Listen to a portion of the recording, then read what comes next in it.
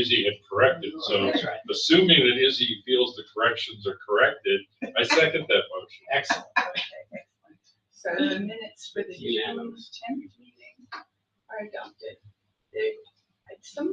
I don't know, I think it's just my printout, but some of the tables covered up some of the one or two lines.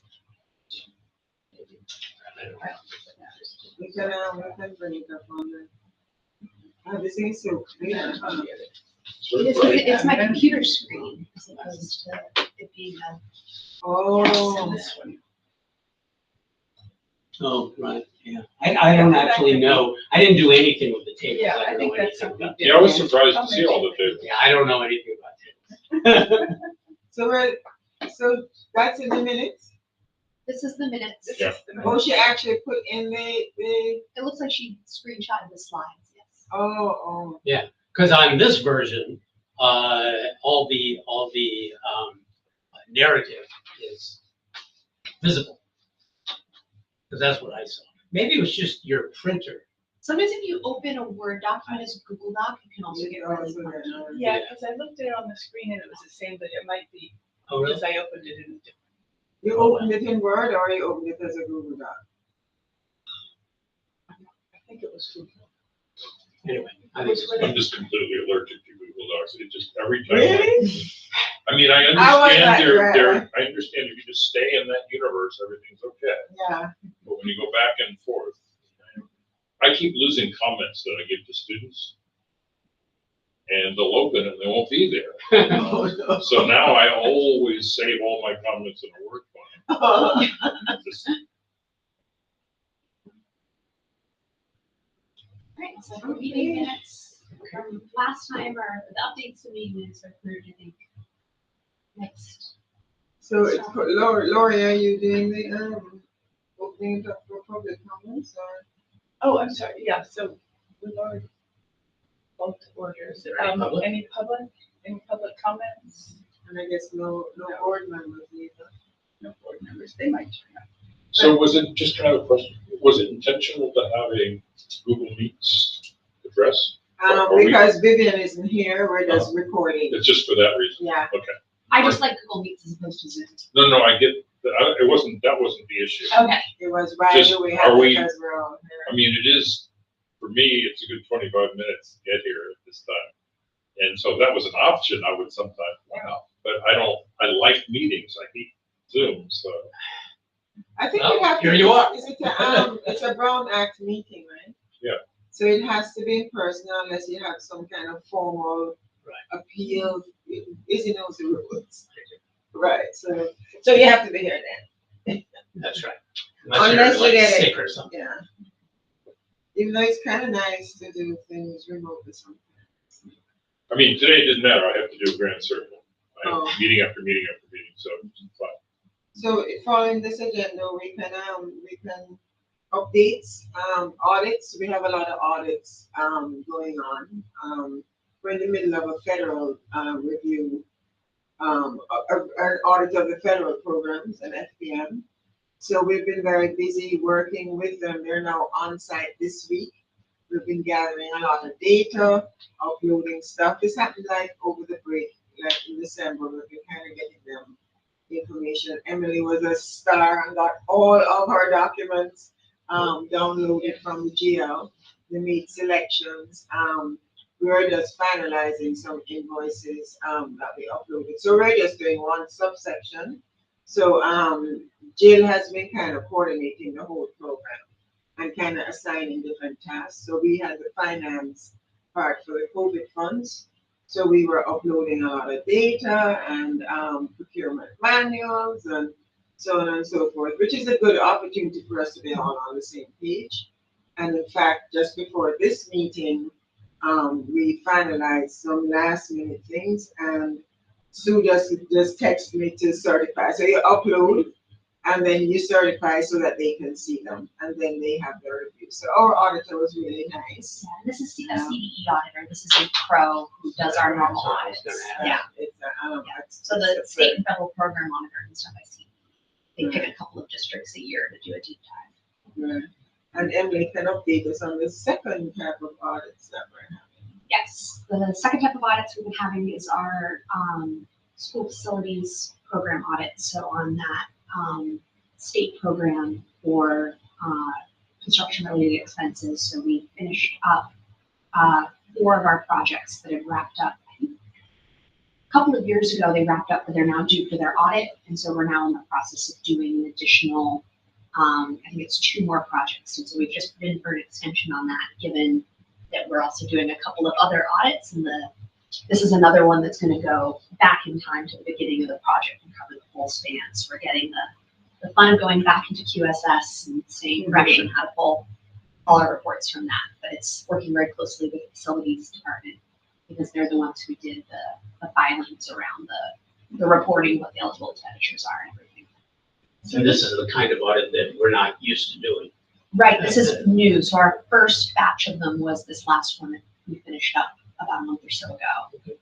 And these ones we are contracting with Pro to do, but it is an additional, it is considered separate from our regular audit, and so therefore separate cost from our regular And audit. how often do these take place, these special? These SFP ones, I think each project that we do, because you apply for funding for specific projects, each of those projects gets audited. So I think once we finish these 2, we'll have a break for a while. I'm not sure what the next ones are. I think John would know better than I would what's coming up next to the queue. Right. So this is because we're actually doing like a modernization project and submitting them to the state for reimbursement. So that's what's in our Fund 35. So these are different OPS. from ones that we do with school bonds. Yeah, this is totally This different. additional funding. This is OPSC, like what we do with like Right, okay. And that's why that triggers. And Yeah. that's why we didn't have this process for all the other bonds. right. I mean, so bond funding. but Right. other programs. So, but because we're trying to leverage our funding from the state. Right. So we'll do a project, we'll spend our funds. Some of these are eligible for reimbursement through the OPSC funding model. And then once we submit that, we will get back whatever we have reported for that project. That's an allowable expense. Where does Longfellow fit into this? I don't think it's not a completed project. It's usually a Right, it's completed not project. completed. But I don't know if it's eligible for OPSC funding. I would imagine all modernizations would be. But I think we'd have to talk to facilities to find out how they're doing that. So that's the number 2 audit. And then we have another audit. We have the STARS audit coming up. And Yours. so that's STARS actually coming in and looking at our data, and they wanted to come at the same time that the federal auditors were. We're like, please. She was very understanding. We gave her like a data set for her to select samples, and very understanding, very nice. So they are coming in next month, I think. Yes. So they gave us a little bit of a break. And by then we'll probably start doing the preliminary audit for her, right? So we're in a constant state of being audited, but I'm happy to report that nothing glaring has kind of jumped out so far. So it's a credit that we're not setting the world on fire, but we're obeying the rules. We're kind of like checking all the boxes. It's tedious, it's boring. Nobody coming in to the district understands why we're like, no, AP needs to have somebody sign off on. It's just tedious, but we're complying with the rules that have been put in place. So On that subject matter, I hope that the fact that you are listed as a potential layoff is not actually going to come to pass. it's not. I mean, we couldn't have these good audits without you and other people in that position. Correct. I mean, I'm going to repeat what we had a wonderful board member named Ty Alpert who used to come to these meetings. And Ty would say, it's great to cut away from the classroom and away from the kids. But, there's a certain necessity for central office staff. Right. Because if we don't have sufficient central office staff, then our payroll gets all messed up and the audits get all messed up, and then we're even in worse shape. So that's my 2 cents on that point. So with You're not going anywhere, the. and neither is Aaron. So with that's just it's a requirement just to make sure that people that we need to have noticed, because remember we're trying to cut. We'll talk about it later in the audit presentation, but a lot of that is noticing people that we know more than likely they're not going to be released.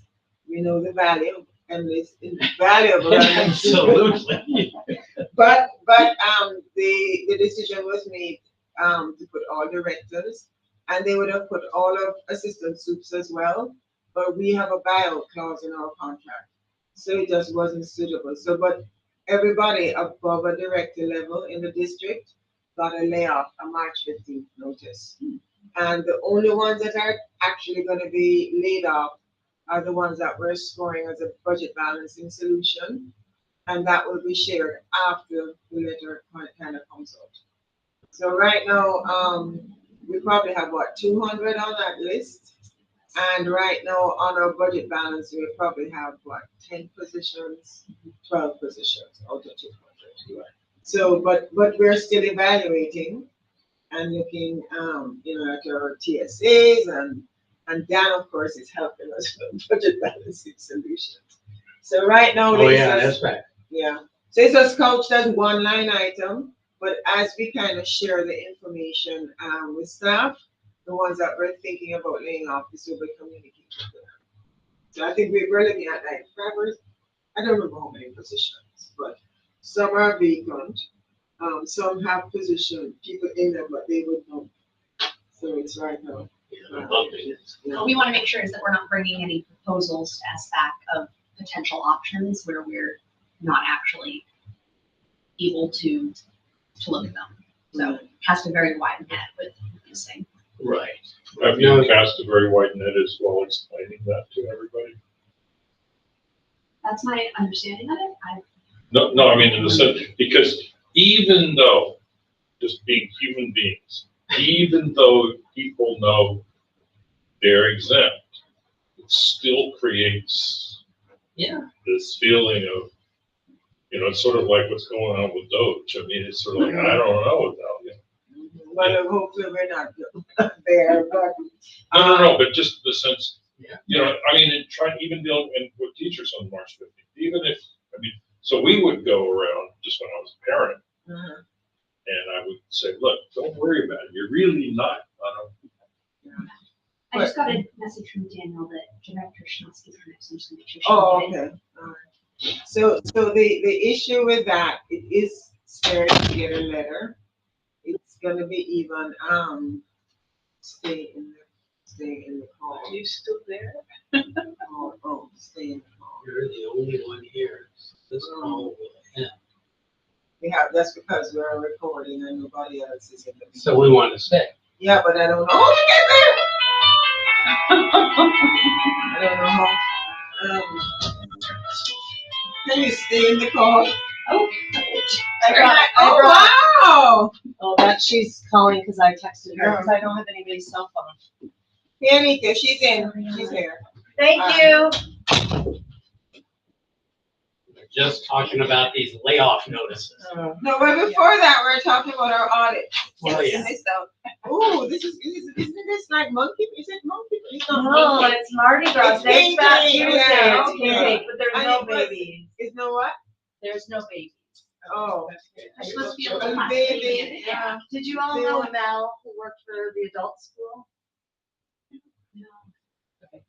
He worked at the adult school for many years. He was great, and he loved New Orleans. So I make a king cake every year. Do we want to get napkins? Because for you guys, Sorry, I totally invaded you. No. The nigga Kathleen was just describing all of the audits besides the main audit that they're undergoing at the moment. Yes, so we finished one and we get to start 2 more. It's sort of a hydra of audits. But we have our FPM, Federal Programming Monitor, and auditors here looking at some of our federal programs. They haven't been laid off yet? In the other conference room. No. What did you ask? They haven't been laid off yet? I was asking if Emily's been laid off yet. No way. But in better news, we've made an offer for a payroll supervisor, and so that person's accepted. So we're still sorting out what the start date will be, but glad to have. And is this the open person or somebody else? I don't know who the person was. I just got what is payroll at Oakland? And I said, well, depends. It's always hard to be able to translate different districts' job descriptions and to know, like. Is this person with the district? I thought the person was. This person was with the city. Yeah. So, so just in general, especially if it's not districts. But I was glad because we weren't the only district hiring a payroll supervisor right now in Alameda County. I was like, okay, we gotta get in and get this guy. Absolutely. We're losing a Fremont or one of the other districts. Were you okay with the list that you got? Yes. Generally So we ended satisfied? up, it ended up being a short list, but we Yeah. ended up finding someone. Finding someone else. So, Because that's a local 21 position, right? Yeah. That comes to you. Yes. All the lists for the school district come due? All the lists are classified. The 21 in It's actually BCC. complete, so Right. how civilized. So this is nice to have Jennifer's a baker or resident baker. Please help yourself. You're great addition to the community. I mean, it is an afternoon, it's like the, 4 p.m. slump. need a sugar rush to Yeah. get through. It has cream, like a cream cheese filling, yeah. Oh, wow. Not a big Yeah. snack eater, but what the heck? I have a piece.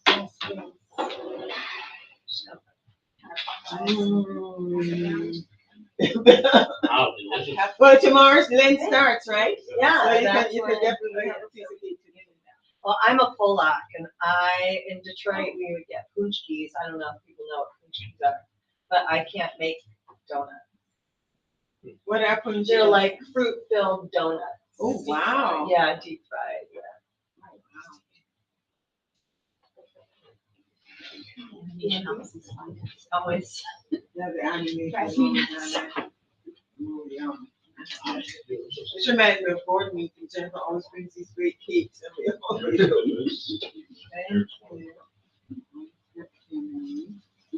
I stress bake during meetings is what happens. Yeah, Did you tell your stress level by what you did? and I'm gonna have, are you gonna have a piece then? I'm gonna have a little piece. Yeah. If I don't know how I'm gonna bake get a little stuff, piece. I make Yeah. something But I'm that- trying to get a big piece. That's a little then piece. It's a little piece. I'm really busy, I'll just make some already made. So if you see me repeat things, Sprinkles. then you know that I'm busy. I know. And sometimes I commit to. Oh, Did it's a all project right. with Louisiana for Usually I- 2 years. Really? A lot of time in like rural Louisiana.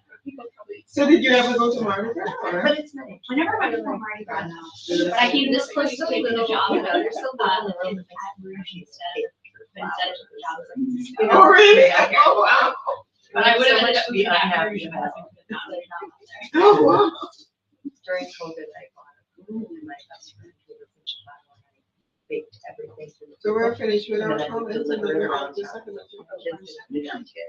It was like All right. weird stuff. I can't do that. So they take it all around town. Very good, very good. Thank Alright. you. Mm. Can you guys pass the test? I'll bring you baked goods. Are you gonna eat any or? No, I already ate some. I made 2 big ones. It's called a king cake. It's called a king cake. Yeah, there's many versions in New Orleans. Like, Thank you, Jennifer. Appreciate it. All right. So, next on our agenda, we're gonna talk about the second income. So, again, the second interim, the focus is always the unrestricted general fund. So we kind of take you through some highlights there.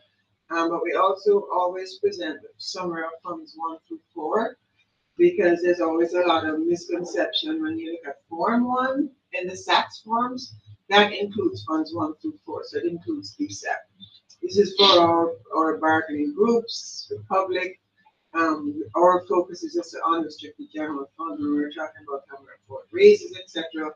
When you look at the overall summary, it looks a lot more impressive, if you will. So again, just focusing on the unrestricted general fund. So next slide.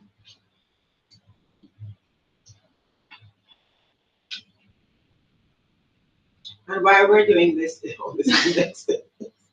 why we're doing this is because Vivian is out ill today, and we don't know where the recorder is. It's probably locked up somewhere. So we're doing it in Google Meet so we can record it. And then the other context for this is that we're presenting to the audit committee earlier than we typically would in relation to when board meeting is. So that we scheduled this around March 5th board meeting, but it's actually the March 19th board meeting. And we're going to be bringing second interim.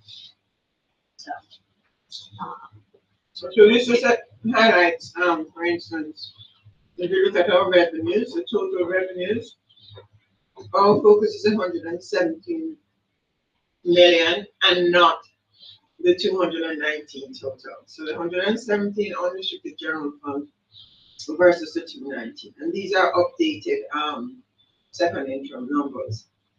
Similarly, with expenses, our focus tends to be the 111 million in the first column and not the 238 in the far column. So it's prudent for us to look at the restricted general fund because that sometimes informs the unrestricted general fund, Fund 2, which is our maintenance parcel, and of course BSEP and Vera.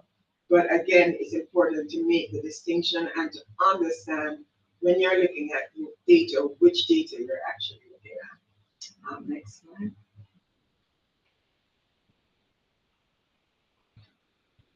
So if we're looking at an ending fund balance, you can see the ending fund balance for the unrestricted general fund before designations, we're looking at 1.92 million, but we haven't designated, versus 20.5 million. So it's a completely different, world, if you will. When you're looking, and even if you're looking at all the unrestricted, when you're including the parcel taxes, that's 11 million versus just the unrestricted general fund. Next slide. So again, the budget cycle, we're now actually working on 25-26. We're constructing that budget, but we're actually still in 24-25. So we're in our feet are actually in two worlds, if you will. We're constructing and working with SBAC and working with everyone on the 25-26 budget while we're trying to right size 24-25, looking at how we think we're going to end the year. So, of course, the next major thing that we're having would be the governor's May release to inform the 2025 budget.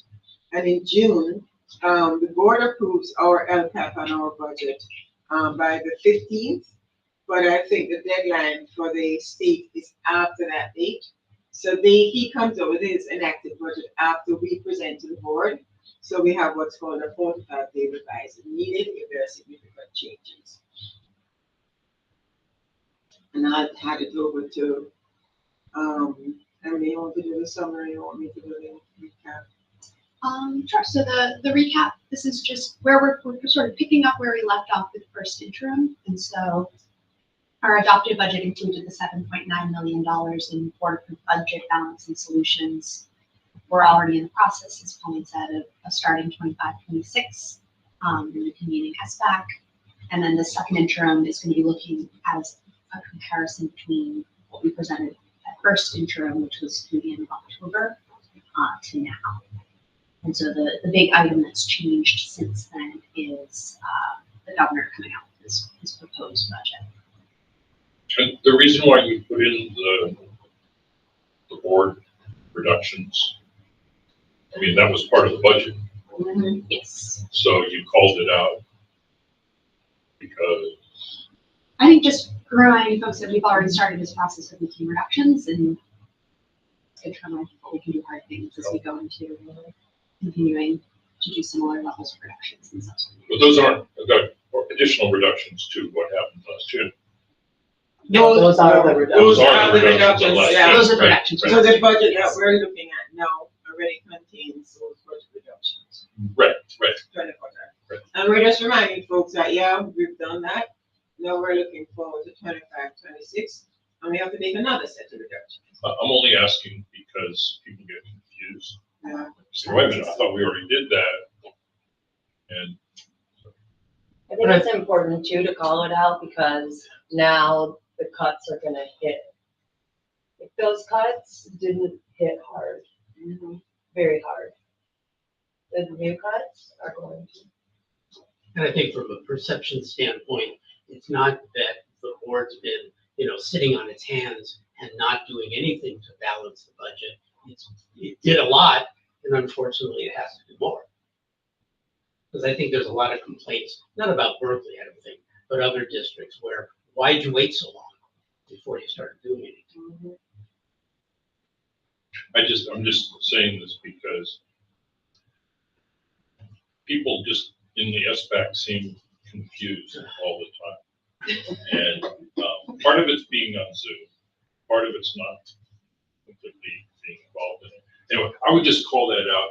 If you're doing it for other people, I would put a parenthesis. These are the cuts that made that were in the final budget of June or something. So that we haven't really made additional cuts for Right, this current year. I sit in these SBAC meetings and I think, okay, who's being confused and why? And then I start to, it's in that context. And don't you think the problem with SBAC is everybody's in their own sort of cubbyhole?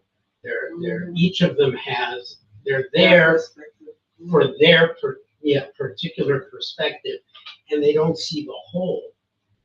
As They're well. they're not interested in seeing the whole. No, they're there protecting their turf.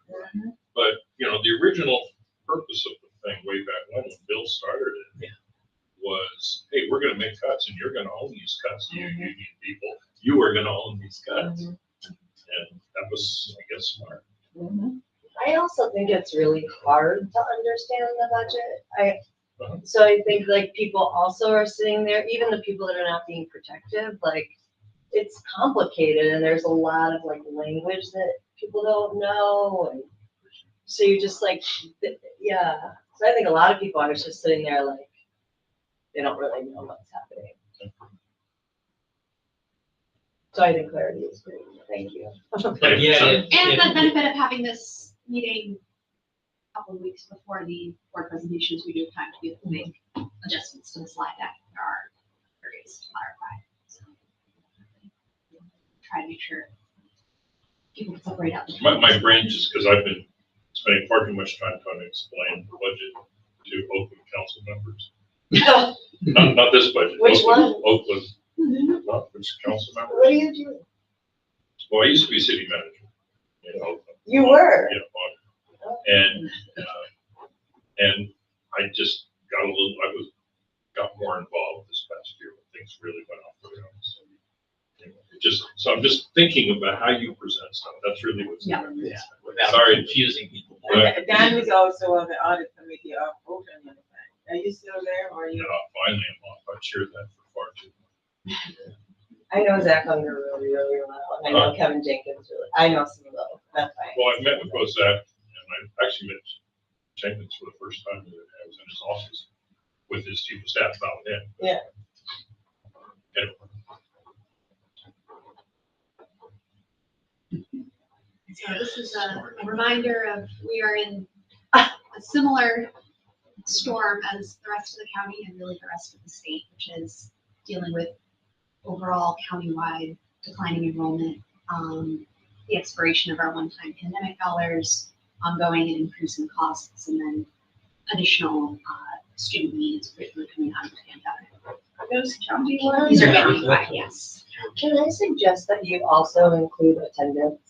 Because like our district, we're about $5 million under, if we were at the same attendance as we were pre-pandemic, we'd have about $5 million more a year. But I don't think people really understand it. I'm trying to like raise it up as an issue, but I just think it would be helpful to. Even if we don't enroll any more children, if the children have, or even each. Yeah, our attending enrollment right one now is more at day a month. 94%, and every percent is like 1% is $1 million.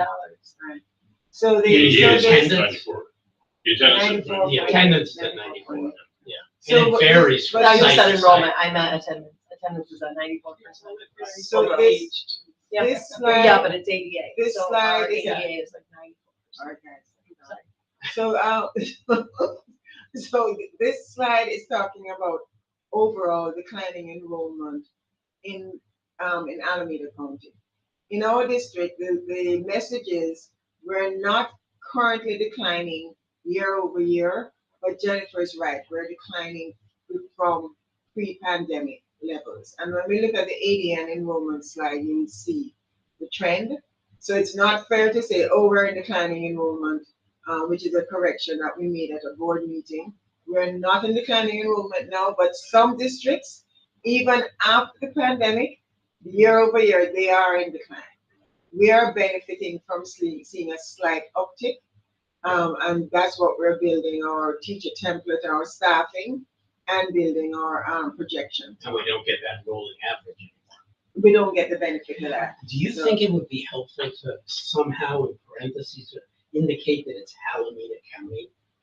Yes, we can. Because, you know, Yeah. declining enrollment, 250 mil, I mean, it's like, Yeah. wow. Yeah, well, I mean, that number that obviously is a huge, and this is actually public state numbers that Alameda County used in one of their presentations. So we can elaborate on that. Yeah.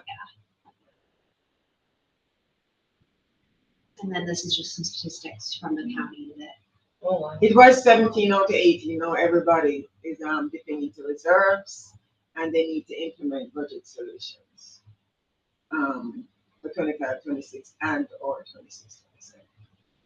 So we have company.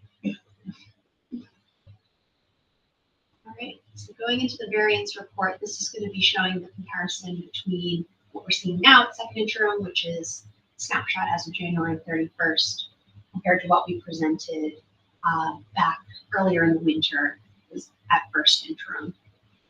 And so the first piece you'll see is a decrease of about $100,000 in LCFF revenue, and that's due to a decrease in the funded ADA based on our CalPEDS enrollment snapshot, with a difference of about 10 children. Khadijah wants me to call her in. Can I put her on speakerphone? Is that okay? Are we allowed to do that? She can get the link if she wants it, can she? Yeah, she can also, she could dial into the video. Okay. I don't know if you're able to share the calendar meeting with her. Yep. Okay. That might just be easier. Or I could actually go in and do it. I got it. Awesome. And we testify. Set up speakers correctly in here.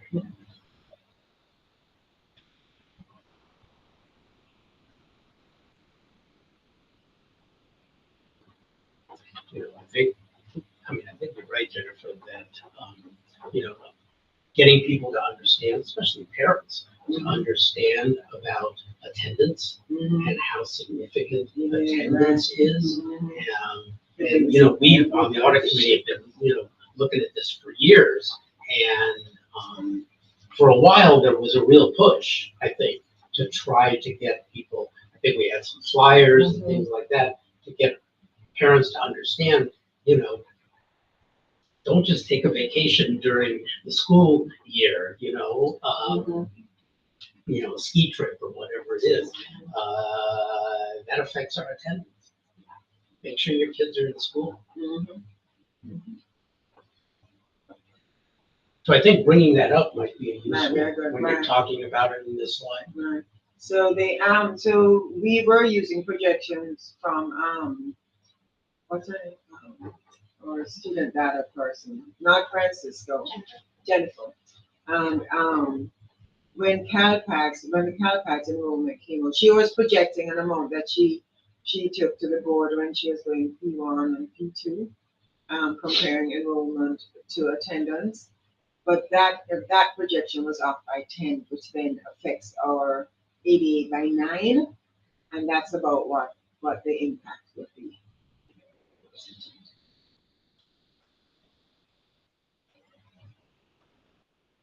Is TJ able to access the link? I just said, let me know if you can't get it. I mean, I just forwarded her the link from the invite, so I'll let you know. Thank you. Thanks. I didn't see anything pop up, so I just want to make sure it wasn't that she's stuck in the waiting room that I didn't see. That definitely sat angrily in the waiting room for 20 minutes in a meeting where nobody knows I'm there. Next area is around our expenditures, and so the large change you're going to see is in our salaries and benefits, and that's because we're budgeting for the negotiated 2% raises with 3 of our unions, BFT, BCCE, and Local 21. At first interim, we designated the amount for BFT because the board had ratified that agreement, and so we knew what the dollar amount could be and could designate it. BCCE and Local 21 have happened since then, so now we have them actually fully in the budget. We've also identified some one-time savings in areas of underspending on services and operating expenses, and so we've pulled some one-time savings there, which can help offset some of the increases that we're doing in the certificated and classified and benefits areas. And then indirect costs increase slightly as we're budgeting grants and restricted programs. The interfund transfers out, so this is our transfer to Fund 67, the self-insurance fund. We're keeping that at $250,000. We are continuing to leverage Fund 20, so the post-employment benefits reserve. We had initially budgeted, I think it was $2 million of the adopted budget in Fund 20. We've increased that to $3.8 million at first interim. And then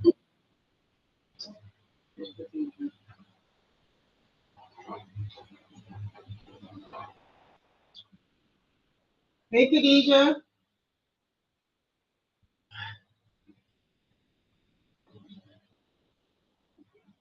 Khadija? She's muted.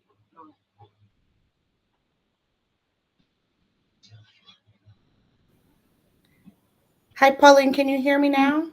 Yes, Yeah. I can hear you. Okay, hi, everyone. Hi. Hi, please forgive my tardiness and excuse me, Emily, for interrupting your presentation. no worries, glad you're able to join. Great.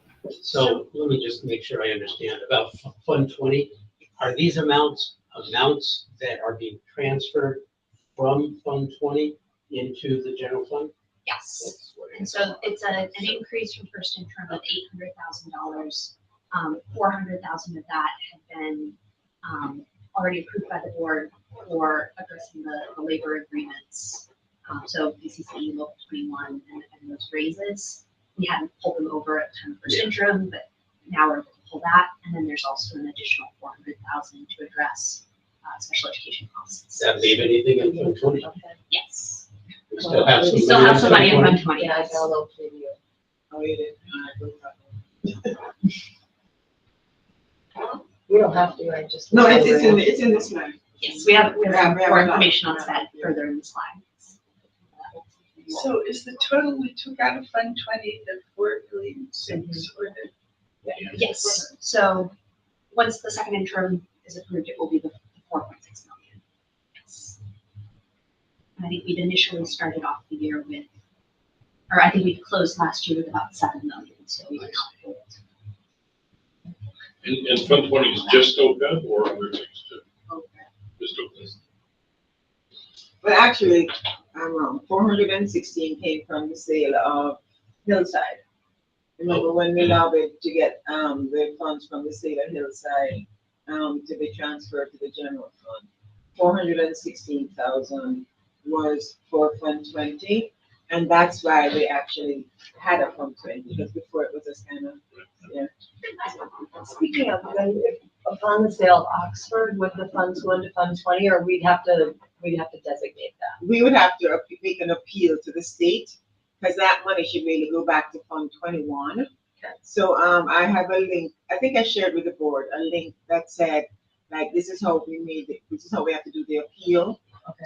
to get it into the general fund, and then specifically like one-time expenses that we're gonna use for the funds. And Pauline, we're still taking enough money out of payroll to fund these benefits pay as you go. Right, And in fact, we're taking a little bit more out of payroll and accumulating a little well, bit. not as much as we used to, because the costs are going up and we haven't increase the rate. Oh, I see. So we should probably start looking at that, but we need to kind of bump the rate a little to set aside some more, because this is actually meant to to meet our post-employment retirement benefits. And our raters, we didn't talk about that during the drawdown. Anyway, that's going to the board as well. So that helps our rating somewhat, just to first to show that we're being fiscally responsible, setting aside a little bit more than the pay as you go. But of course, we're depleting the fund rapidly. So that's something that we have to. I mean, we need the funds now, but you know, we don't want to totally, decimate the whole thing. That is We need a cushion.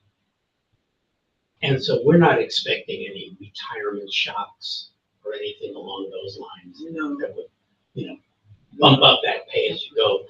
Not really. We did have an increase in rates, so the amount that we contribute would go up the district share, because we contribute 50% of the increase in these rates for the actives as well as the retirees. But we pay like $800,000 a year now for retirees. A lot of districts do not do that. So this is an area that we can also look at. Oakland doesn't have a retirement. It's not. Not even until 65 or anything. You get this, like nothing. You know that? I just wasn't remembering. Okay. I was just thinking that one of the budget balancing things the city did was they took all their OPEB money. They rated every fund that they had. This was Oakland? Oakland City right now. City. Yeah, well, they're trying to keep the fire stations open. And they invented some money to do that. That was cute.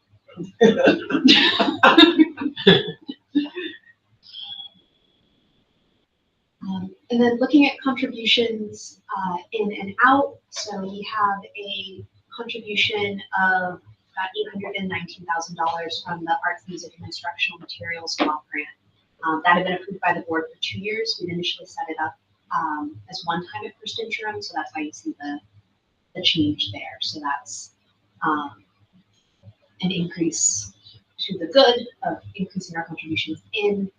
And then in terms of our contributions out, you'll see the biggest change is an increase in our contributions to special education. And so this is inclusive of that $400,000 from Fund 20, and then also an additional increase. About $170,000 of that 1.38 million is due to the cost, like absorbing the cost of the 2% raises. So in our cost of 1% and our estimates for raises, we'd accounted for about $170,000 of cost increases. The remainder of them are due to other increased costs in the program, primarily our non-public agencies. So let me pause and just make sure everybody understands what Emily just said.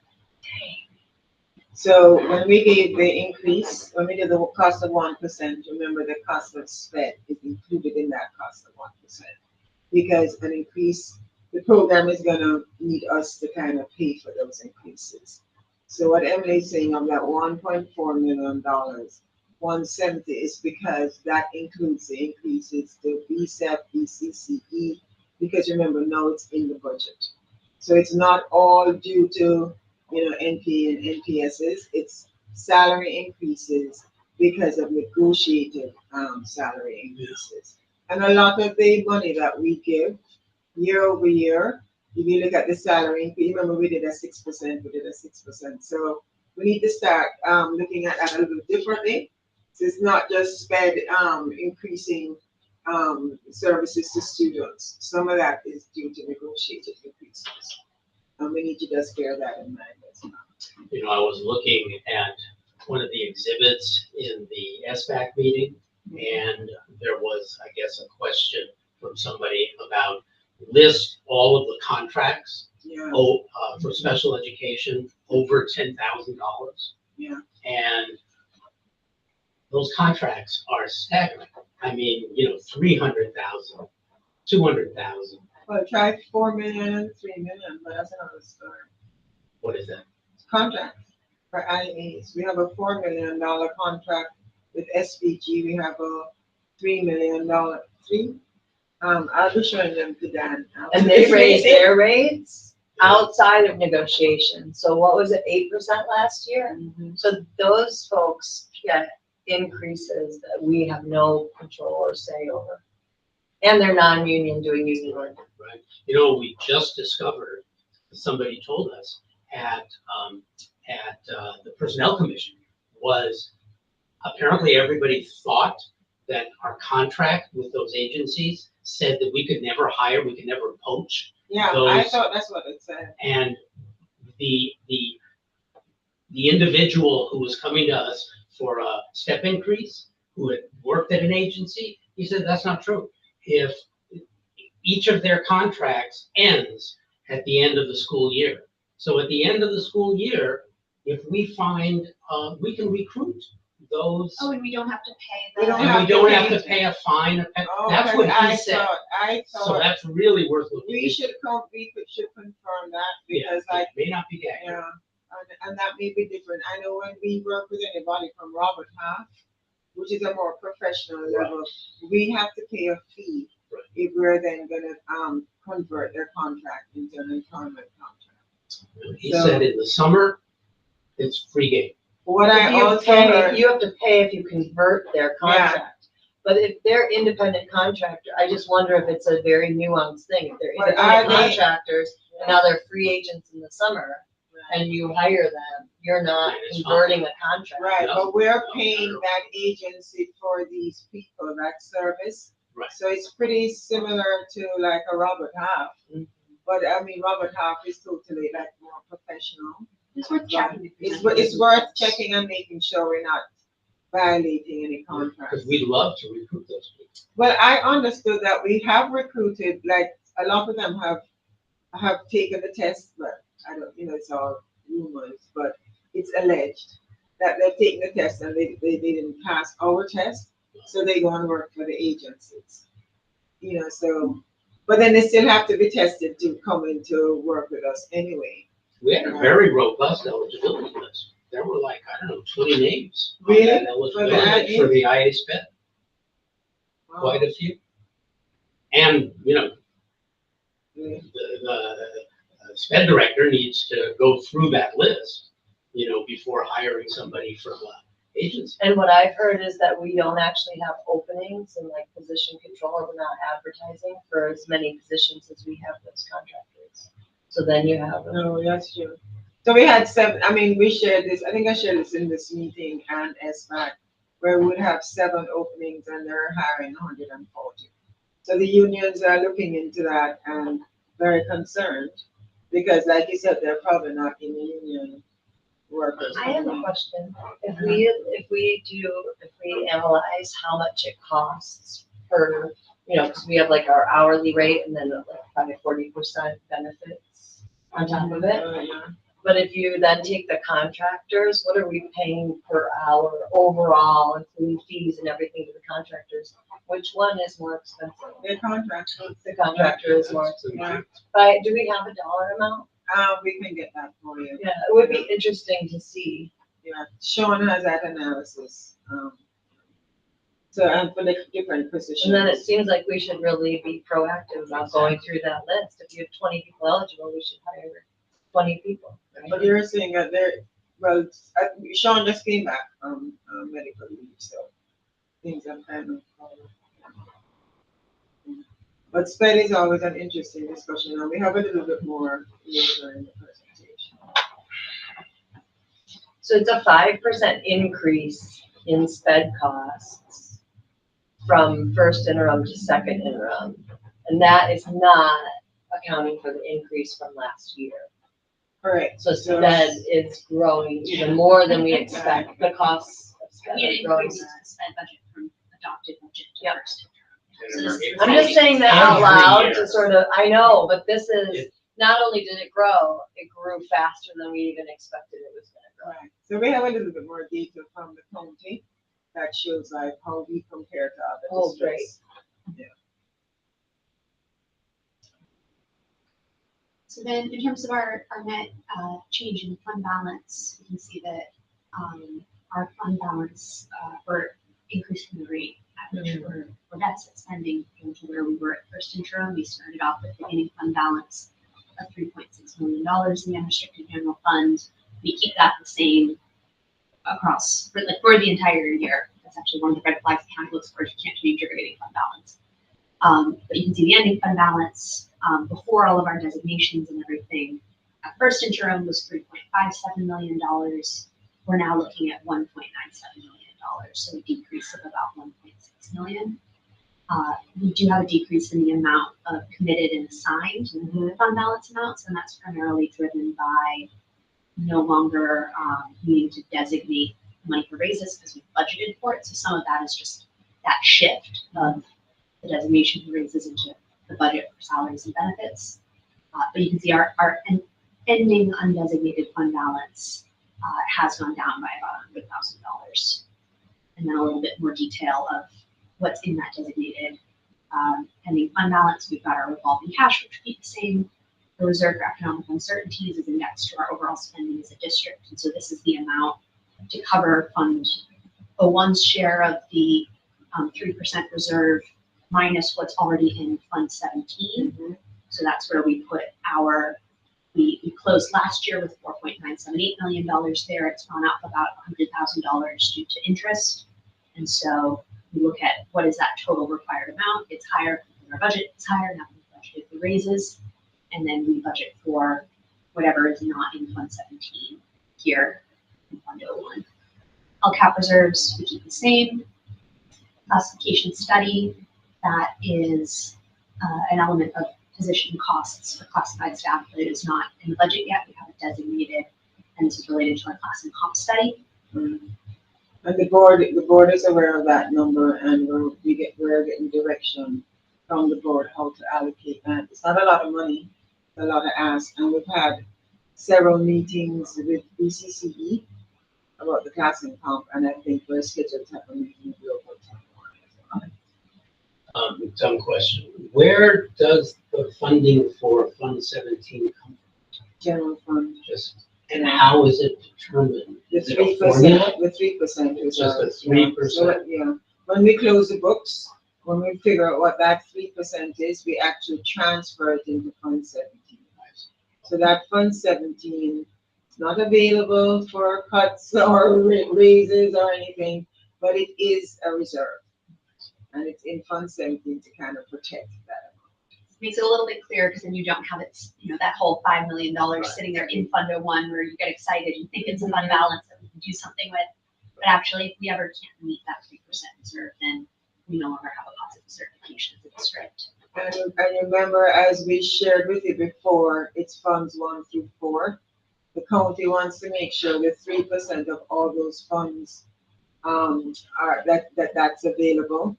Back in the day, in 2007, 2008, remember our presentations would be, we've met the 3%, but we had a contribution from DSEP.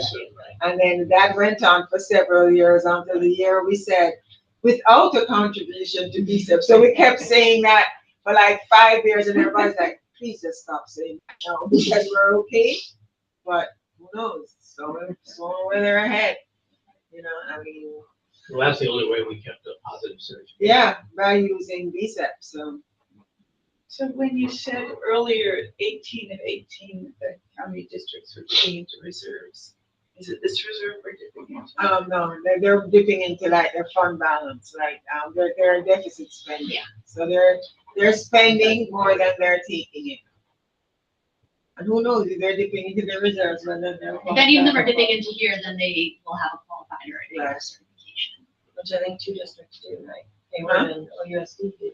I think they're I think I'm the negative, or I thought San Francisco was heading if they were qualified. No, Hayward. San Francisco is heading for negative, I think. Oakland's negative. Oakland was negative, I think Hayward was Hayward's- too. So you guys know the distinction between negative and qualified. Qualified is you may not meet the 3%. Negative is you will not. I think most districts are will not. I mean, Oakland is definitely a will not.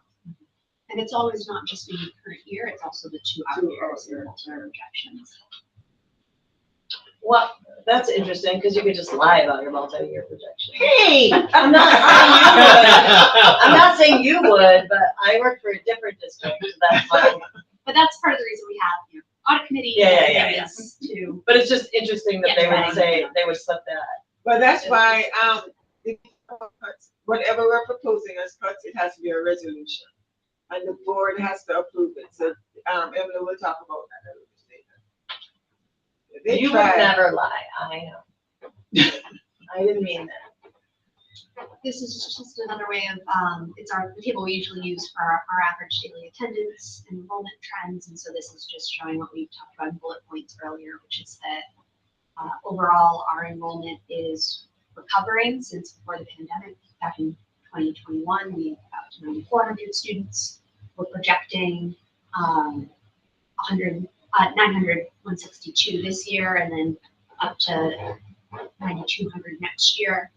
But that we're still holding the assumption of what our ADA percentage is constant from last year. So we're going with what we used for 23-24 for the ADA. So our funded is lower because we're not benefiting from that rolling average anymore. And what did you say, Jennifer? Each percentage? It's $1 million. It's $1 million. $1 And before the pandemic, big we were number. at like 99%. It was like 90, I looked at the numbers, it was like 98 point Yeah, something. yeah, It we're was right. rounded to 99%, so that's why. So the yeah. 2021. And look at even 21, 22, 96. I mean, that's 2 million, or 1.6 million. So the 9409, well, that's not necessarily so because of the mitigating impact. They put in all those things to help us. So everybody's points that they were making is shown on this slide. Jennifer saying that, oh my God, we've gone down so far. Yes, we had a decrease of 435 in 2021. We went from 98 whatever down to 9409. But when you look at our funding, if we were funded at that level, the third line from the bottom, we would have gotten 9,009 in funding, but we actually were funded at 9426 because of the hold harmless clauses. Same thing the following year, we're funded at that same level, even though our enrollment had gone down by 230. And then you're seeing the decrease of the mitigating impacts in 22-23. But in 22-23, we would have been funded at 85.39, but we actually benefited and were funded at 92.35. A decrease of 191, but certainly not a decrease of 307. So we're still benefiting. And in 22-23, remember, our COLA was healthy. So that kind of helped us as well. Mm-hmm. So this is the entire story right here. 23-24. A slight change in enrollment. We still benefited. We weren't funded at the 8609. We were funded at the 8932. But you can see in 24-25, it was a double whammy, which is why we're talking about stormy weather. We're now funded at the level that we're actually earning. So our ADA projected is the same as the LCFF calculated what we're funded on. And we're having a slight decrease in enrollment. And our COLA is 1.07 or whatever. So this is where we're starting to see the perfect storm. The decrease in COLA, as well as we're now funded at the ADA that we're actually earning. So I think this is an important slide. Mm-hmm. The 94.8%. We could be aggressive and use a 21-22 amount of 96.4. But we're being conservative and using a 94.8 enrollment to 88%. So we could arguably say, well, we think it's going to increase and kind of bump that number. We're always conservative with our projections. So then that ends up being like a savings account, sort of. Like if we're conservative now, we'll get funded at what we're actually at, and it could be. Well, no, it's not. Why would you think it's a savings account? Well, I just mean like if we're being conservative about the projections in our budget, and we come out above, then we'll. If it comes out above, yeah. But we'll wait and see. But also on this slide, you can see in 25-26, Emily pointed out that the projections went up by 101. That's not just fudging and getting a number. This is based on Francis's enrollment. where he goes to. It's been pretty accurate. I think 1 year he was off, but this is based on the enrollment that he shares with us, and this enrollment is used for us to develop the teacher template. So we've already shared the staffing based on this level. We know that we're going to get a bump of 96, and that's going to be a significant amount for us for 88. But again, we have to run it through the LCF because there's also the impact on quota. So, Well, so this is a great slide. it would be really nice to, not necessarily for second interim, but at some point for the board to, really look into that attendance. And it differs from school to school. Yeah. They're not all 94.8. That's an average. And of course, the high school is always the worst. Yes. But Yeah, I mean, not only that, we could also look at our UPP, our unduplicated. I mean, there's a lot of things that we can do to help our situation. So, anyway, this has a lot of information on it. So. Sorry. Oh, it's my turn. So our multi-year projections, we're in the process of developing these projections, and as Emily stated, we're ahead of the game, meeting this early, because it's giving us a little bit more time to look at our programs in depth. And our program that we're focusing on is our special education program. And as per usual, it's always a wait and see, is this really what's needed? Let's analyze and so on. So we did increase the contribution by 1.4 at second interim, and as Emily pointed out, part of that was due to increased salaries, but a lot of that is due to increased NPs and NPSs. And we are meeting with SPED program leads and cabinet to review SPED. We're having in-depth discussions because this is not sustainable. We can look at the year-over-year increases, and we need to make sure we have the buy-in of program staff and everybody that's impacting the services that we're giving kids, because we want to serve our students, but we want to make sure that it's done efficiently and that we're not over allocating resources, and that resources are allocated with cost in mind. So we can't, and we met with the IA staff, with program staff, and their thinking is, I don't think, I didn't get the feeling that they were aware, well, let's try to be conservative when we're doing this. I don't think it was even a thought. That was just a first. I don't know what you thought. And I didn't think that they were more, oh, well, let's allocate this child. We want to make sure. So, I mean, they're doing the full inclusion thing and so on. But at the same time, there wasn't a thing of, we're in the central office going, oh my God, these costs, and it just has not translated to the program. So we have to make sure that we're on the same page and that we're serving students efficiently and that we're allocating these resources efficiently. And it's kind of ironic, and also anecdotal, but on the Personnel Commission, when we see the IA speds, because generally speaking, the IA speds, they get hired at step 1, and then they ask for, the most recent one was a step 4. And we gave him a step 4. He's incredibly qualified. The people we see want to work in Berkeley. Mm-hmm. They're happy to work in Berkeley. And he said, I'm going to take a pay cut, but that's okay, because this is a great community of IA speds, and I get to work with the other IA speds in the district. And he thought, just for his personal satisfaction, he was so excited about being able to come to work here, and he's not the only one. It's good to hear the program side, because we're just looking at the numbers side. So it's good to first have like a more in-depth discussion with the program folks to kind of get an understanding of how these resources are allocated. Are we sharing any of these things on SBAC? I only go to like every so often SBAC now because we're assigned to like rotate, but I don't think I've ever seen us talk about spend costs at SBAC, but those increase the number of cuts we have to make. Yeah, it has. But remember, we also have parents on SBAC that have kids that benefit from. None of that is a reason why, but we our message is, yes, it's an increasing cost, but we want to make sure people don't just see it as a cost,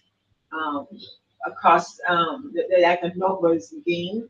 We want to make sure that we're meeting the needs of our students. So we've done SPED, we've done the year-over-year SPED, but we're careful not to point fingers because it's a very sensitive subject. And our full inclusion model is very expensive, and it's something that we're going to need to have to look at because it's not sustainable. It's definitely not sustainable. So probably more SDC classes.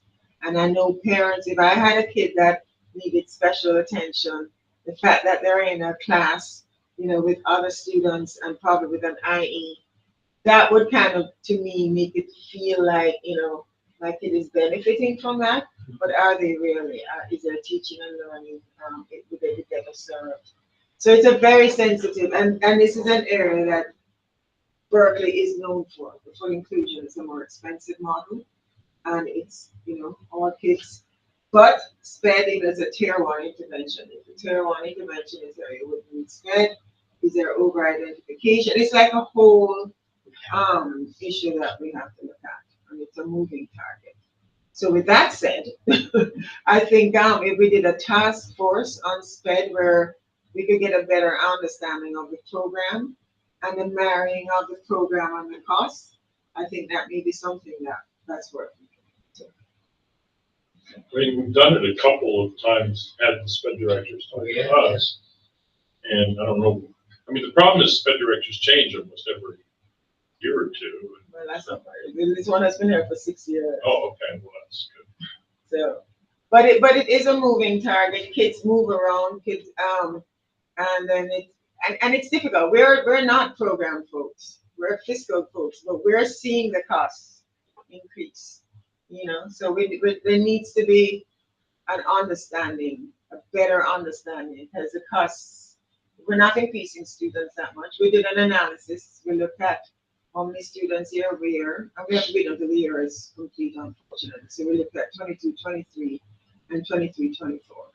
And then we saw, okay, students went up by 18, but the cost went up by, I don't know how many millions year over year. So we just need to be sure we're all on the same page and that we're being fiscally prudent, but of course meeting the needs of all our students. Do you think from the standpoint of the director, it's just easier to hire from an agency than it is to actually go through a whole recruitment and call people up and interview them and all that? You know, an agency, you know, person just shows up and they're there. And you fill the seat. Yeah, what we heard was that it took a long time to get IEs hired.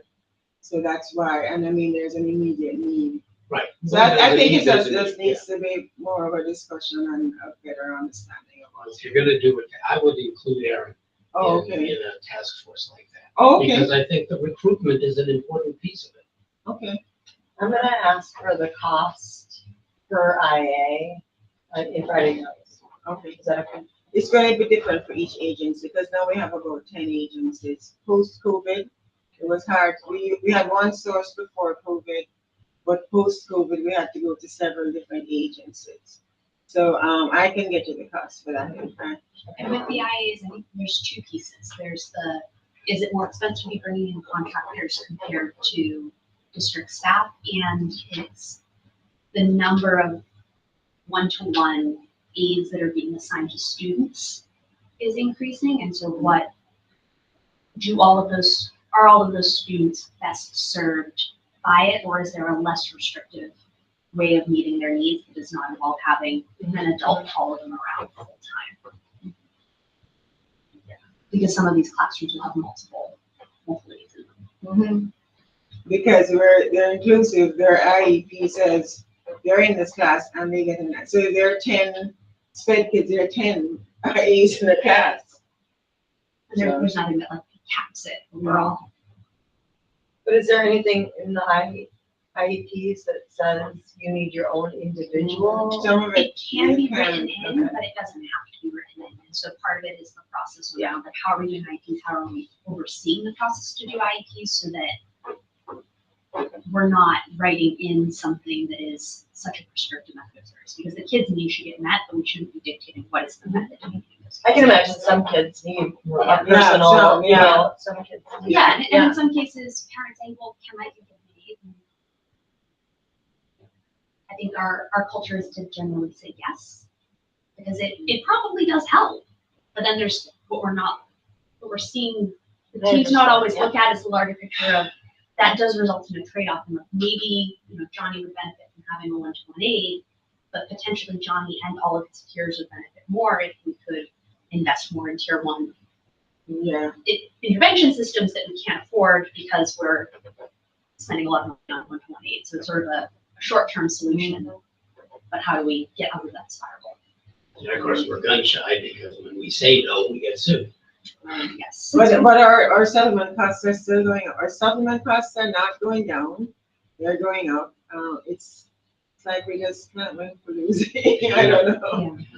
It's kind of sad. And it's just gonna get worse if the Department of Education goes away, those costs will roll to us. I'd say most of the federal government has never funded the bulk of. No, but it's like $5-something million. I think is what I saw. They designed for Well, Resource 6500 is state. it's the Oh, But- first bit. anyway, Overall, as a I'll district, we look do at the receive a lot of federal. Yeah. We do receive federal money, and so like we would fill the impact. It wouldn't just be instead.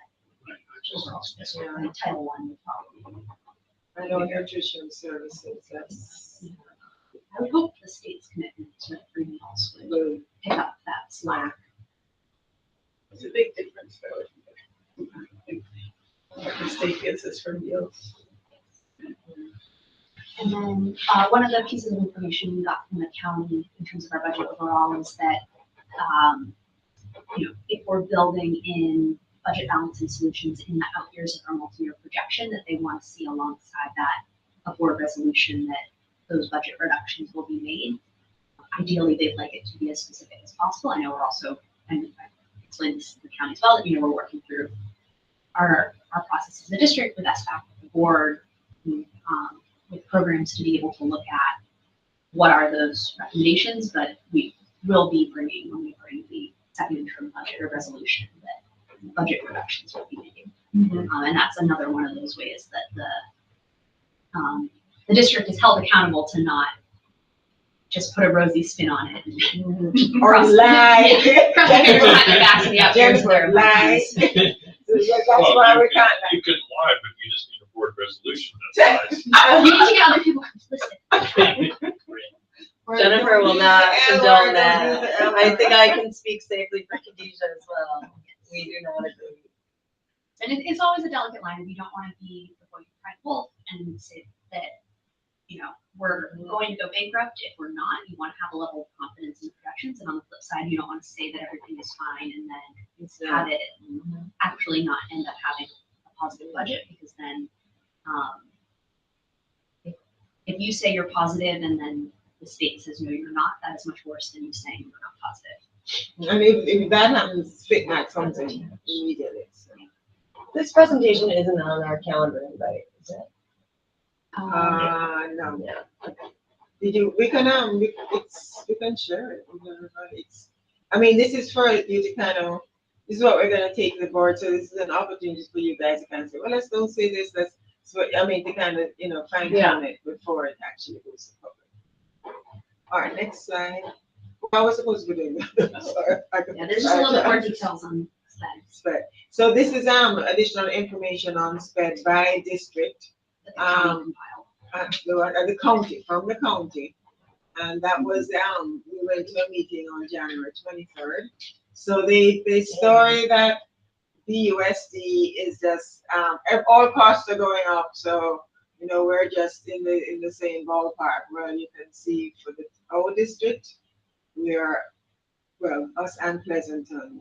So the percentages are does not change? Shock. Change. So all Shocking. districts' costs are going up, but Pleasanton our costs went up about 42%, which is Yeah, higher. the overall Yeah. amount is Piedmont and Berkeley. special ed. And then when you look at our people in our SELPA, it's us, it's Emory's pretty high, it's Piedmont, and who else? Pleasanton. Alameda. So, pretty high, All the well-resourced white high- families who are just high cost district, but the story, we want to make sure everybody's on the same page. Not to separate you two. This is ignoring me. Jennifer, when they separate. But the story I want to take, the takeaway from this slide is costs are going up, but Berkeley is still above most people, you know. So it's something that needs to be looked at, right? I mean, we're all, and then this slide kind of shows, we were always an full inclusion, whatever, full inclusion district. And in 18, 19, you can see our average, our cost was close to the average, we were 24.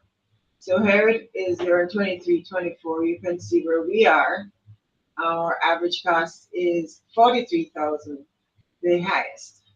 So there's something going on, that, what has changed, and we know COVID happened, but at the same time, we're way above and beyond. more than double. So it does need a closer look. You can't just say, oh, it's business as usual, everybody's costs are going up. It's a wake-up call for us to take a deeper dive and for us to have a marrying of fiscal and program and kind of like make sure we're in lockstep, because something is kind of out of whack. Do we know anything else about these programs, if anybody else? has We're the full only inclusion, or full we're the only inclusion. one? We were full inclusion in 18, 19 as well, so that not the full Yeah. inclusion, Yeah. inclusion hasn't Yeah. happened since then, so it's always Right. been. But I was just thinking Yeah. comparatively, like Oh, people, like, you know, I mean, it's hard to. Emily, can you continue? I just need to show Dan something really quick. You know, it's And interesting. I need to go, so I'll see you all. Bye. We'll adjourn. We're almost. Nice to see you. almost- oh. And we still have quorum, I think, because we've got, Yeah, he did. we just want to talk about that. It's, you know, I can't help, I wonder if anyone's done any research on this. I can't help but think it's because during COVID, a bunch of parents who worked from home were watching what was happening, worrying about their kids and being like, oh, I need to intervene here.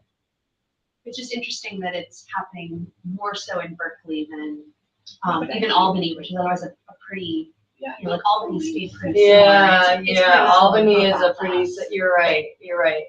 And Alameda is also pretty similar, and they went up by 30%. And like Piedmont is also high, but it always was high. Whereas Yeah, we they have a lot of money. So, but didn't you say that our population hasn't actually gone up? Our number of In terms of students, our- yeah, so these are a couple of slides from the larger presentation that Cabinet had with the county, but it was, yeah, compared to 18, 19, our number of students has gone down slightly. So this is looking at the per student You mean our cost. SPED students? SPED the ones students. served by And this the- is per student cost. Yeah. Yeah. Is that, do you think because even when the students left, the costs weren't went down commensurately, or? I do, something I wonder sort of personally is what is our sort of phase out process of, you know, in theory, if our student population is not changing drastically and our number of students is not changing drastically, then I would assume it would be sort of a one in, one out, of like for every kid that graduates from the district and no longer needs an IA, you might have a new kid start. Now, there has been a switch to TK, so we've been getting more TK kids, some younger kids that, you know, that will have the IEPs. But I think what's so interesting looking at it at the county level is it's a very, This is fascinating. like, we know there are a lot of drivers, like student needs have increased since COVID. You know, the rise of autism and behavioral challenges and just the general trend towards greater litigiousness and likelihood to provide services. I think there's even greater litigious. But I would assume that a lot of that would be similar to the district. So what is it about specifically the processes that we're using and our systems for deciding when and what types of support students get? and how that might differ. And that's where I can just look at the dollars. I don't have the program size. Well, it'd be interesting to analyze, 3 or 4 of these comparable districts that are, their per student cost is significantly lower than ours. What are they doing right? Yeah. Or it would also be interesting to overlay performance on top of that, and maybe, If you could get. yeah, those like are hard Livermore's got a numbers, great aren't price, they? but what is their performance? Yeah. But we are also, like many districts, not hitting it out of the park with, With our other students with resources. disabilities. But how do you measure? And that's part of Like the challenge, is the- it still needs a lot of Testing, like all the diagnostic tools, so mostly it's testing. And then like graduation rates or A through G, right? Like that, all those things, sped students tend to underperform. But do But they I could be, Okay, I mean, but compared to that. oh, I don't Not know compared with with other regular districts. And it would be interesting too to overlay like different factors on that, like, Yeah, like Yeah. population. Yeah. I think when we had Sean, it might be interesting to have Sean back since we talked to him. And we could see the difference. does Sean have ideas for why this is happening? I'm not sure, his first day back from his leave was, I think, Monday, so Yeah, I haven't had a chance we'll to. give him a chance. But he definitely had a feeling that there was a difference between the minority kids and white kids in how they were not diagnosed, but identified, and how they were treated once they were identified, even by his own staff. And I don't know if that shows up in the numbers. Yeah, I don't know. I know that we are state dispro, significantly disproportionate. I can't remember on which factors, but in terms of identifying disproportionately, I was complete what I know from Berkeley with what I was working in San Francisco. Yeah. So I don't want to quote things where I don't know my facts.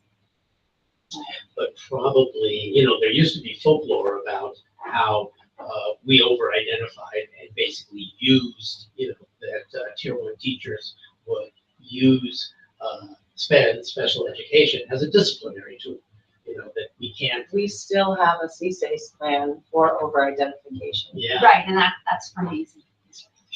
The only thing I would say about that is that a driver of expense that my guess is, even though they they shouldn't be included, they may not be what's costing the kids that's costing the most.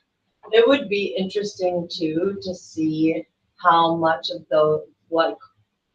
if you go back just to our own data, right? If you look at Berkeley, 25,000 per kid, and now it's 43,000 per kid.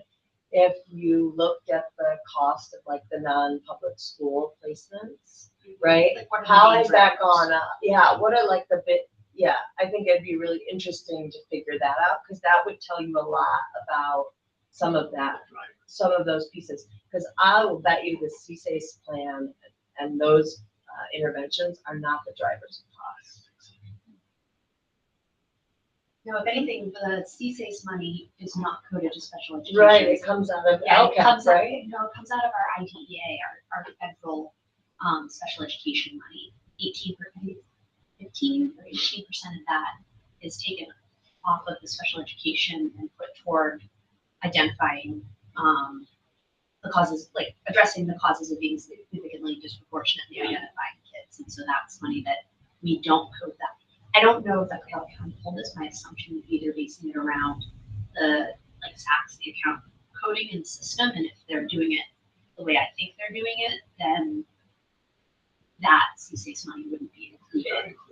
But it depends if they're doing it by resource or if they're doing it by goal code. So this is where I go down pathways of being nerdy about the finance data, but I'm not sure. In terms of the overall targets, I think these same slides were presented at the last SBAC meeting. And so with the governor's updated budget, we do know that the COLA is going to be less in 25-26 and 26-27 than what we'd initially projected, and that's an impact of about $500,000. And then we are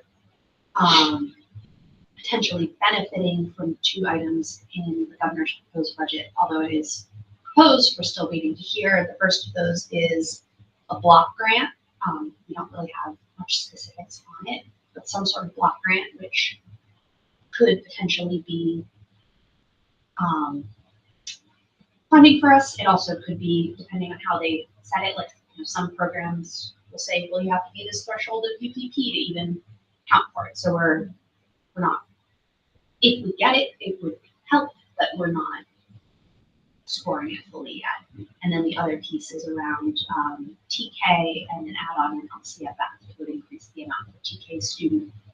I think the Legislative Analyst Office has already said that they think that add-on is too high. And so it'll be interesting to see when we get to the May revise what it is. But Pauline's worked up a proposal of what the targets would be in 25, 26, and 26, 27 if we scored half of that potential new revenue. And so that would be, let's say 6.2 and 7.9. If we scored sort of the maximum amount that we might see from that revenue, that would be 4.3 to 7.5. So this is the most updated information we have right now, and will get factored into as she's putting together the MRP. So this is what's been most recently shared publicly with SBAC. But part of the reason we don't have a full multi-year projection in this step yet is we're still getting all of that information and wanting to make sure we've got exactly the most updated information as well, because really second interim we use as we go into budget development. And on this slide, what does the target, what does that refer to? Is it So that would be the target of budget reductions reductions? going into next year. So I think Oh, so it's significantly less than. it would be if we got this additional funding. Yeah, and then that doesn't include the 1.3 million from visa. I don't believe so. So the next slides Because are that what we've been discussing in SBAC of proposed budget balancing solutions. So then these would be additional things that would get layered on whichever of those previous slides we go with. So that would, I think it's,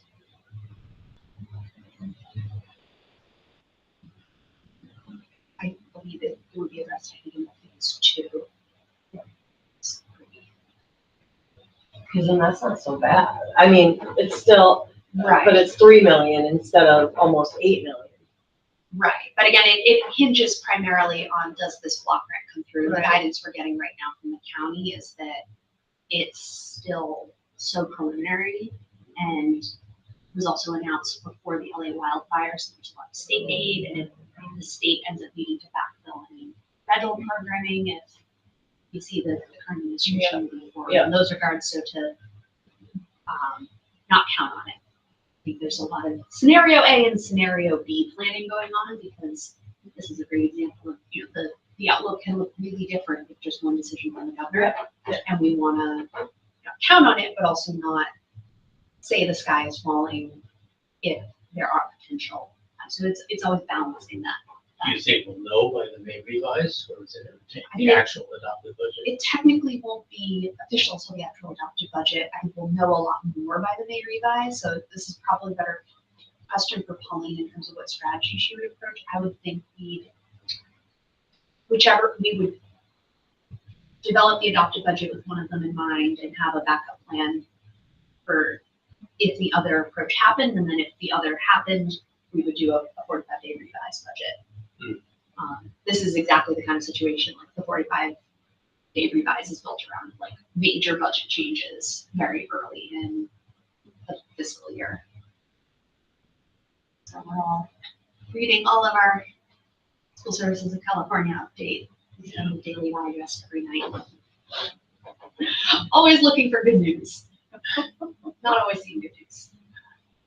But yeah, so then this is just what we've been discussing in SBAC, and we're going to continue to put together a good, robust list of what our potentials. SBAC will then vote on what to bring for the board, but then any of the positions that are being considered for, consolidate and reduce positions of programming. All of those are part of what's being brought for the March 15th notices, so that we're not bringing anything onto this list of things to look at that we don't truly have the option of cutting. Yeah, you wouldn't be able to anyway.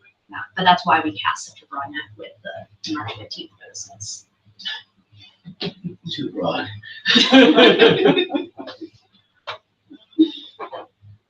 And then in terms of next steps, continuing to solicit feedback from community, committees, staff, and updating those budget priorities and reductions as we're getting additional information on the governor's budget and what the legislative analyst's office, LAO, is saying we're going to continue to be updating that, and along with what the county is recommending we use as an interpretive lens on that, we'll be updating what the budget assumptions and the target are as we get more of that information. But broadly, we need to be looking at what are the more comprehensive plans to manage fiscal solvency, because we are looking at, last year we made about $7 million of cuts. This year we're looking at probably similar if there's not new revenue sources, and then also in the out year in 26, 27. So that's every 3 years to a pretty solid, 5% of our projected budget level of cuts. And so then we'll be bringing, again, because we have budget balance and solutions as an item in the 25, 26, 26, 27 lines of our multi-year projection, we'll be bringing a resolution with the second interim. It won't be, I don't think it will be as specific as, these are the specific things we're eliminating, because that's ahead of where we are in the process, but continuing to demonstrate for the community and to the county ultimately reviews our finances that we are going to act on it, and we didn't just put a negative sign in the out years to make the numbers look positive on bottom line. But they're not bound, the board's not bound by the resolution.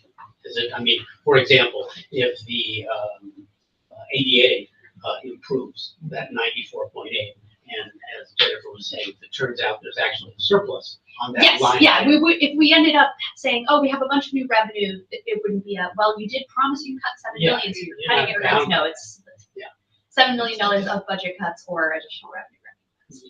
I think we had language in it second interim last year as well. This isn't the first time the county's asked for it, so I think we could bring something similar to what we got last time. So can it be as broad as that screen you were showing us, like identify inefficiencies? I think so. I think this is part of the reason we've not got the sort of finalized deck is one of the things Holly and I are going to be doing this week. So making sure we've got clarity from the county to exactly what we need to be. Sometimes they're like, just having something super broad is enough. So we like it. So busy with Oakland and Hayward, they're gonna be like, whatever, you're fine. But they also really want to make sure that they don't end up with a situation of us being like too far gone. Yeah. So they want to make sure everyone's good. And then there's so so many many. trouble to deal with. So yeah. I gotta run because I have a bond oversight committee meeting and. Okay. Well, I'm thanks for gonna the throw cake. some food at my children. Anybody want some cake for later? Oh, take it to the bond. You're going to have bond oversight? Do we need to formally adjourn or anything? Oh, or- yes, I'm sorry. Do I have a, before you I'll go, take some Jennifer, home. we need a motion to adjourn. We just need to motion to adjourn. Jennifer, Your part can you four now. second? Yes, I second. Okay, so. Anyone else wants until later? Very good. Thank Bye, you so much see for you joining, next time. Tanisha. Bye, Khadijah. Should we discuss the date? Or Yeah, we should set the next meeting. after the May revise? After, Sorry, it's so hard for me to get to my volume button, but bye. Bye, everyone. Thank you. Bye. let's see, June, budget adoption. Do you have anything before budget adoption? We may have a third, no, I'm kidding. I'm kidding. When do we, what do you say? That we have to do a third intro. No, Um, No. No. we don't wanna do Yeah. that. I don't think we've ever had a third intro. Yeah, we have. We've had, Yeah, yeah, we when they have. were qualified.